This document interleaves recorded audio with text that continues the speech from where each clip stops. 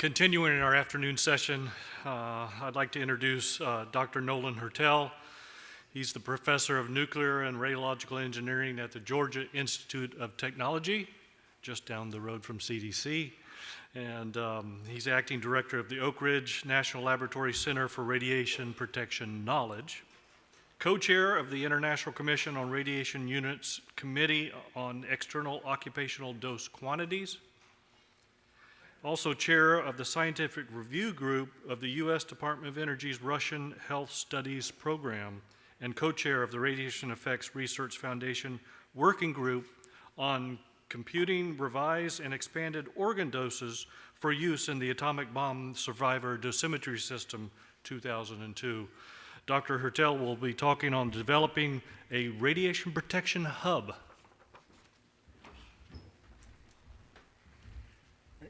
Thank you, Bob.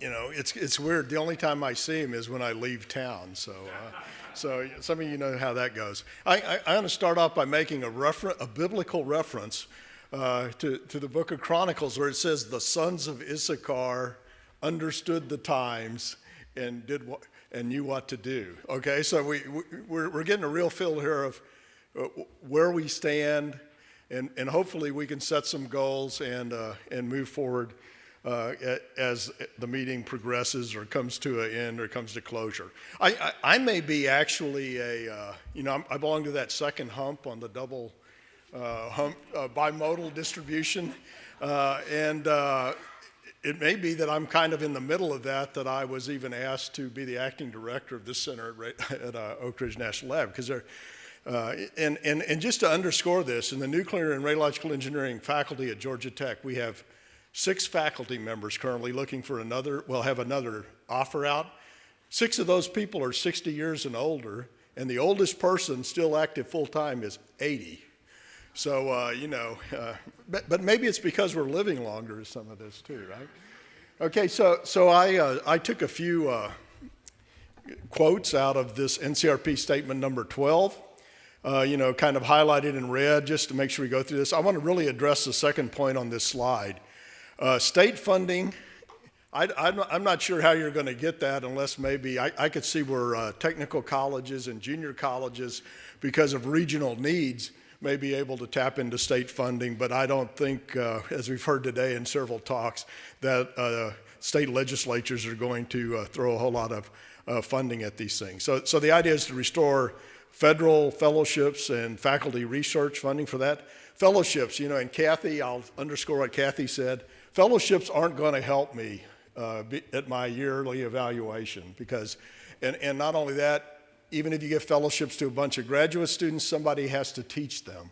And I'll just say this up front. I told some folks this outside, is that I talked to my department head. We're embedded within the School of Mechanical Engineering, 100 faculty members.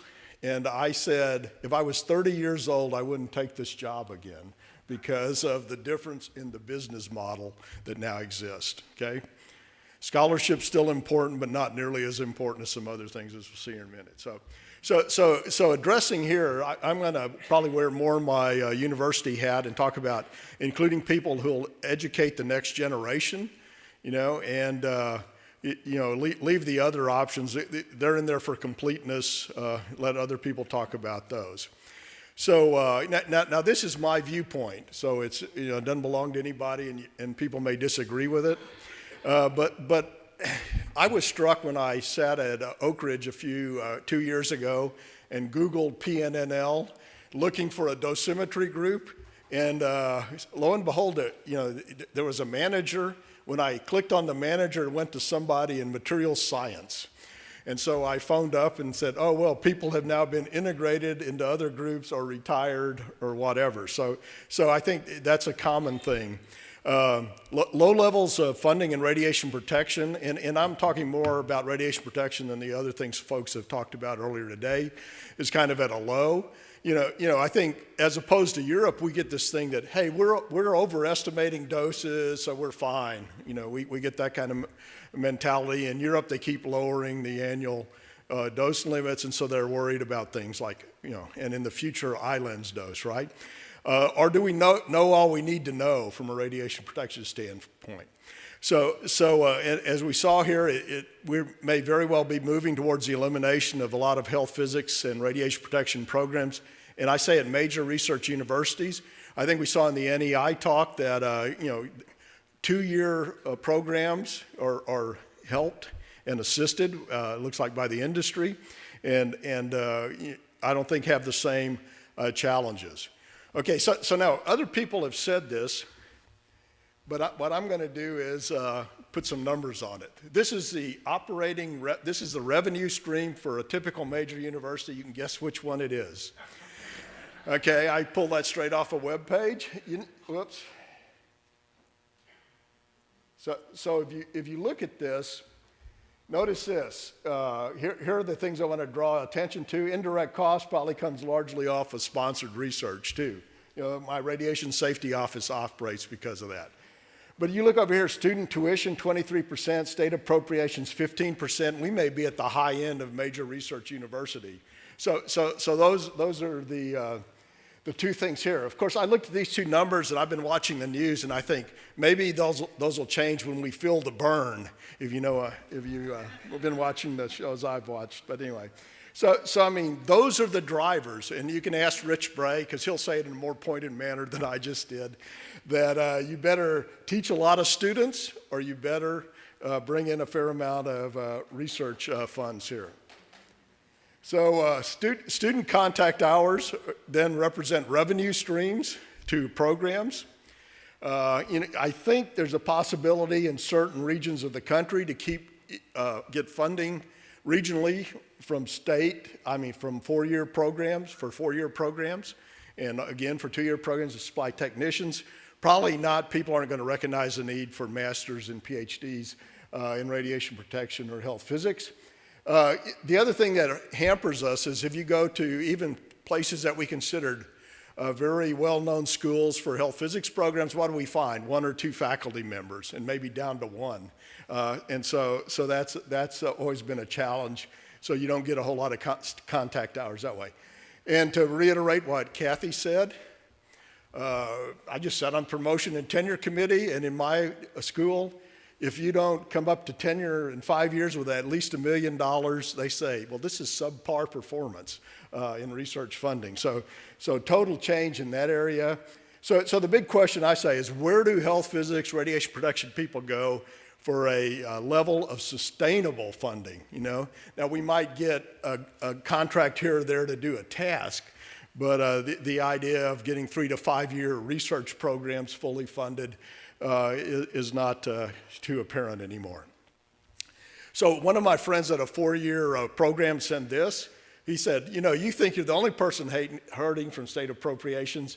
And so he said tuition has had its impact. Tuition keeps going up to cover the fact that, I don't know that the state decreases their appropriations, but they don't go up any. They don't increase, okay? He also pointed out that, hey, scholarship money is not really doing the trick for his 4-year program, because there are other STEM activities going on. And he said his students want confidence that they'll be employed and that there'll be summer internships for them. And he also said this, which is interesting. If there's this serious need, the industry hasn't responded in kind. Now, the little time I spent at Oak Ridge, like I already said before, you go to national labs, you see the radiation protection research programs dwindling, right? Part of that, again, is the business plan. Every single hour or fraction of an hour is billable, okay? That means you can't do a lot of things, and people don't tend to, at least in the group I participate in, live off of overhead. They don't do that. If we could find a full-time permanent director of Center for Radiation Protection Knowledge, the Oak Ridge National Lab considers that a strategic hire. So they would throw a little more money of their own money at it for a year or so, but not for long. There's, and some of the people I know retired. Why? Because they can no longer cover themselves fully in this situation. And of course, most of them went to work for, Dayton Moeller and Associates, but, but they still may have wanted to stay where they are. So one of the bright spots is this Center for Radiation Protection Knowledge, which really Keith Eckerman and several of our friends at federal agencies. I won't name them because I'll probably forget somebody who's really important. But that was established in 2010 by Memorandum of Understanding. Last year, Health and Human Services added their names to that MOU. So this is a Memorandum of Understanding that said, hey, what's been done historically in this group at Oak Ridge is important. It's a national resource. We want to continue to do it. And they did that. Well, you know what the problem with MOUs are? They're moral support. There's no, money guaranteed unless there's work to be done. And so, however, it did cause the lab to recognize that this was a critical national resource. But then again, there's no internal funding going to it. So this MOU doesn't say a whole lot about what we're going to do. And so I proposed, and I'll share this here. Some people are probably better at maybe making this happen than I am, but I'm going to try. I proposed, to rhyme with WARP, the Consortium for the Advancement of Radiation Protection, CARP. Okay, and the idea there is, can we create a focal point? And I'll show you an example of that on the nuclear engineering side. Can we create this focal point to build a radiation protection education, training, and research effort that incorporates labs, utilities, nonprofit organizations, and universities? And where I sit right now, I have an opportunity maybe to help serve as a launching platform to get that done. So I think one of the aspects is, we could do some training in there. We can do research, obviously, a variety of things. And so the thing is, how are you going to bring together a consortium? Well, you're going to find different groups that have different things to offer. And so you bring in labs, universities into some sort of collegial arrangement, right? So I foresee a consortium that has educational experiences for undergraduates, research experiences for graduate students, as well as internships, research topics, developmental experiences for faculty members, because it's important for young faculty members to get funding. One way to do that is to participate with lab people and get some background and get to know people who can fund their research. And this fits actually, being a little parochial, fits into the Oak Ridge mission statement. So, why do I have this idea? Well, what's happening here is there are things called innovation hubs at the Department of Energy. And so I see a similar concept, and the idea is, if we do make such a consortium, I don't want to take away anybody's existing contractual research funding. Okay? So let's look here. Okay,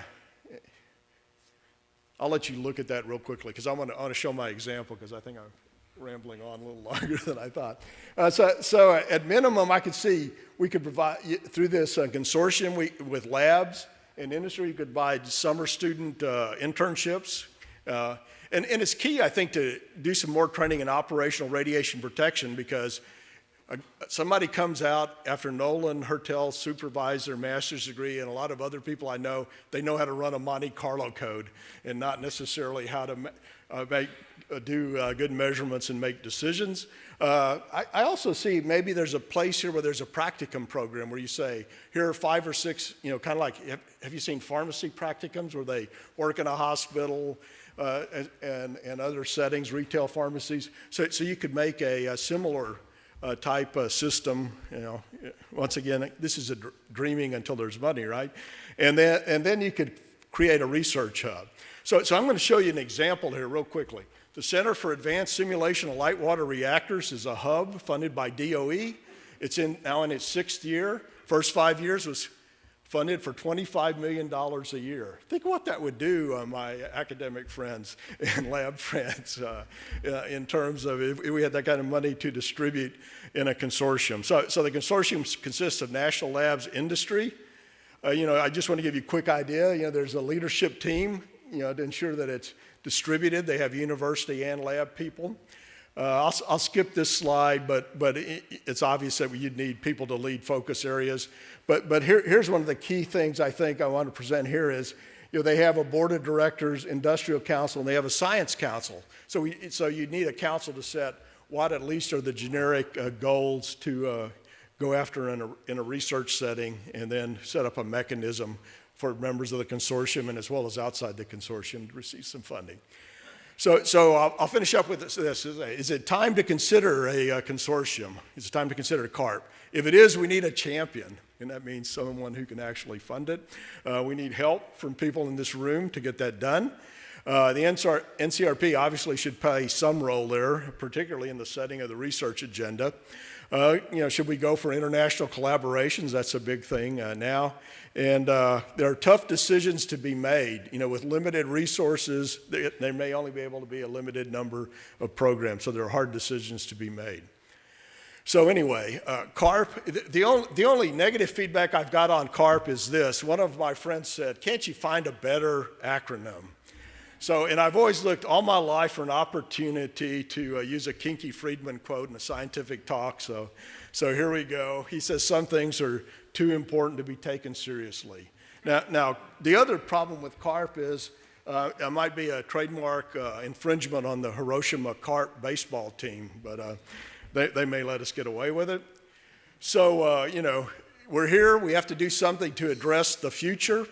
And, maybe I should say, should we CARP for warp rather than on warp? Should we do something else? We need to come away with some ideas, not just what the problem is, but what solutions might be.